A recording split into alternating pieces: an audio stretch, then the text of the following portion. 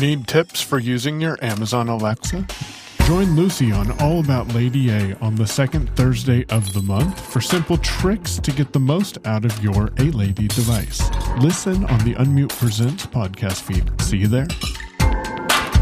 Oh yeah, did I mention? You can also check out unmute.show for all past episodes and to get more information about what we've got going on.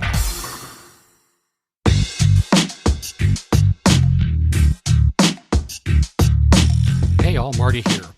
Have you ever wanted to add more items to your dock on your iPhone or iPad? You can't because there is a limited amount of space to add apps down there. So I'm going to show you how to get around that and add more apps to your dock. The way you get around this is you create a folder with whatever apps you want in there. Say, for example, you want to have Safari and Messages on your dock. What you would do is you would, and this is with VoiceOver, by the way, you would go to your rotor and you would go to edit, then you'd go to drag. And then you take, say, for example, Safari, and you drag that onto Messages. When you flick up, you're going to get a couple of options. You're going to get an option that says drop before or after Messages. There's a third option that allows you to create a folder with Safari and Messages. That would be the one you want. Then what will happen is it will automatically create a folder with both Safari and Messages in that folder. Once you have that folder created, you can just leave it with those two apps in there, or you can go and put other apps in there. Once you have the folder created, then you do the same process again using the rotor. You would go to edit and then drag.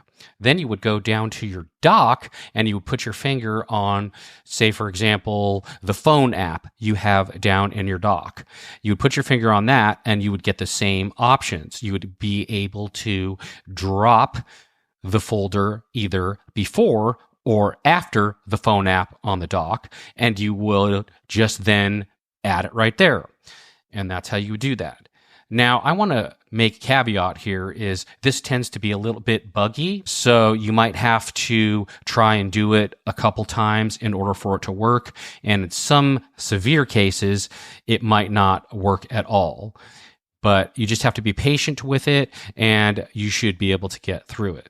All right, so hopefully this all works well for you, and this is getting more apps onto the dock, and we'll see you next time. Hey there, it's Michael here with your Digital Byte, and this is take two, because the last time I recorded this, I didn't have monitoring on in Reaper, and turns out I recorded it from the MacBook Pro microphone. So bear with me if I kind of rushed through this. Hopefully what I explained to you in today's Digital Byte, you'll find to be valuable. Today we're going to talk visuals, and by visuals, I mean 4K cameras, and this is a webcam that I'm going to talk about. Full transparency, I did not purchase this. I believe it's going for about $150 on Amazon right now. Demasi, my co-host on Technically Working and friend, of course, sent this to me because he knew I'd get more value out of it than he would. So today I'm going to tell you a little about the Insta360 Link 2 camera that I received in the mail a couple of weeks ago and finally put together. This is a pretty cool camera. What sets it aside from other cameras, because if anyone who's listened to me in the past knows, you know that I have no problem with using my phone and a pop socket to hang my phone from the back of my laptop screen to capture me and get me in focus. And I also have a couple of different webcams as well. This camera is using AI. I believe there are some tools to be able to set up some virtual backgrounds. That's going to be something I'll explore in the near future, but not right now. But what's even cooler is it will allow me to set it up on my computer or wherever I want to set it, and then tell it, hey, follow me or keep me in center, and it will silently move up and down and left and right to be able to keep me in focus as much as possible.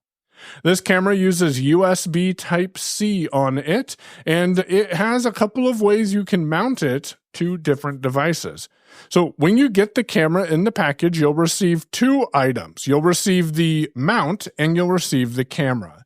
Now let me explain the mount to you, and then I'll explain the camera, and we'll go from there.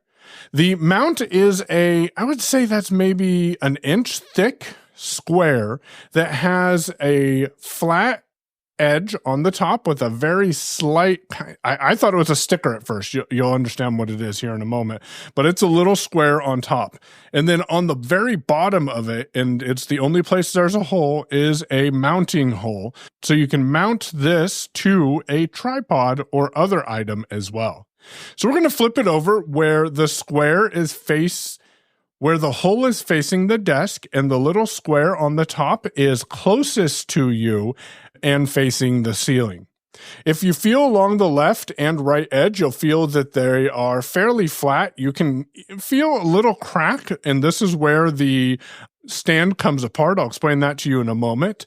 Along the front edge, you'll feel what feels like a hinge. At first, I'm like, oh, that's weird. That kind of feels like a hinge, but I don't know why it's a hinge. Well, I'll explain that to you. That's on the top. So if you feel that hinge on the top and it's closest to you, that's orientated the correct way. On the very bottom at the back, so the part on the same side with the hole, is a hinge as well, okay?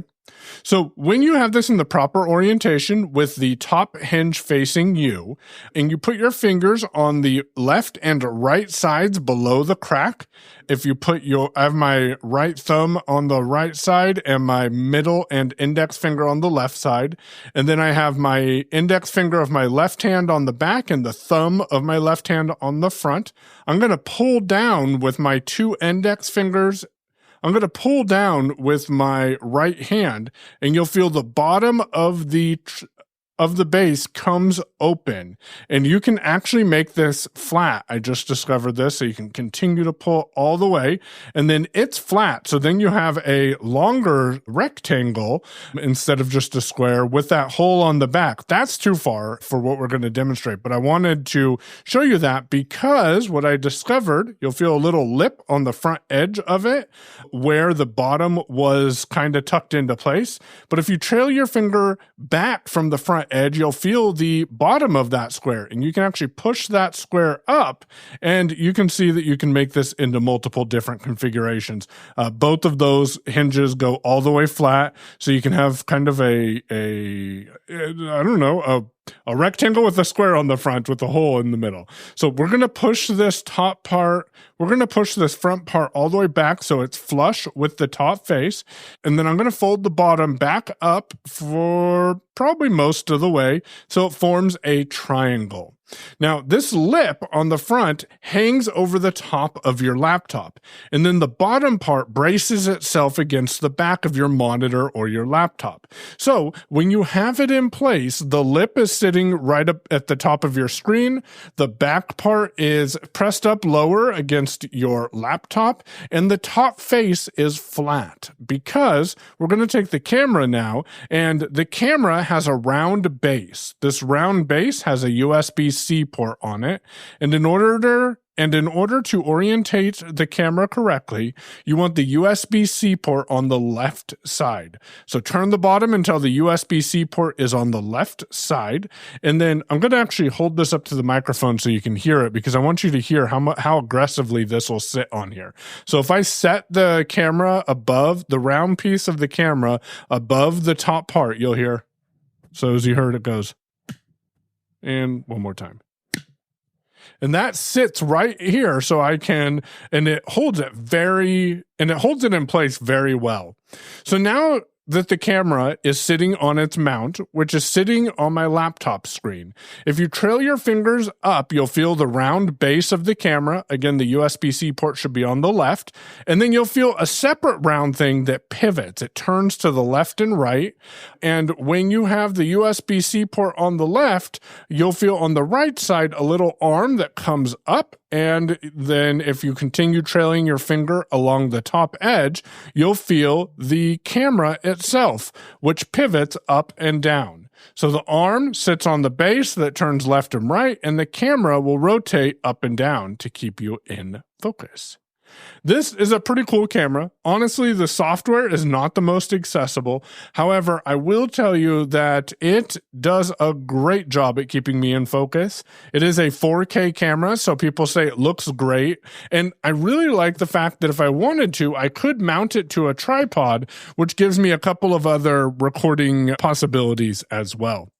Now, if you are interested, what I'm going to do for club members is record in probably the next couple of days and publish it to the club members only podcast feed, an audio demo of my Shure Beta 87A versus the MacBook Pro M3 microphones versus the microphone in the Insta360 Link 2 camera, which I hear, and it sounds like it on YouTube, like it sounds pretty darn good. That is a brief demonstration / explanation of the Insta360 Link 2 camera, which will work on iPhone, Android, Mac, and Windows. Hope you enjoy it, and if you have any questions, feel free to reach out. It's about $150 on Amazon, and you have a beautiful rest of your day. Hi, everyone. This Digital Byte is a good news piece about Braille displays and Android phones. For about a couple years, I think now, I've been really frustrated that I have not been able to use my HumanWare HID Braille displays with my Android phone. I live on all the platforms, so, I've been surviving, but it was really disappointing to know that things were stalled out. And furthermore, Samsung is always behind when it comes to TalkBack. Its version, which is very similar to Google TalkBack, but it does run behind. So not only do our Samsung phones get a little bit behind in the Android version, but they then also are a little behind in the version of TalkBack. So whether I was under a rock temporarily and I didn't realize that now I have access to using my HumanWare Braille display, I don't know. But this week I discovered that lo and behold, it does connect to my phone. Now, I've had a few little bumps and little bits of frustration along the way, but I'm super glad that things are moving in the right direction. What I have discovered is that somehow, after I get done using my Braille display, it completely reverts to the Braille screen input, which I have repeatedly turned off because I don't prefer that. I'm just not used to it, and I would rather use physical keys on a keyboard than hope that my fingers are in the right place on the screen, but that's just me. So it kind of reverts to the on-screen Braille keyboard, and then I go and turn that off. And I finally discovered that I can tap the switch input method on the bottom left of the keyboard, and I can then navigate to my preferred on-screen keyboard, which is the Gboard made by Google. And so I've been playing with these settings and trying to make sure things are set with their correct defaults, but I'm still working on it. But I will say, if you have a Samsung phone, I think the S25s are running TalkBack and Android 15. Now my Z Flip 5 is running Android 15. And also what is needed is the One UI version 7.0. So if you have those things and you're not aware that you could potentially use your HID Braille display with your Samsung, then you have good news. Enjoy using that Braille device along with your Samsung.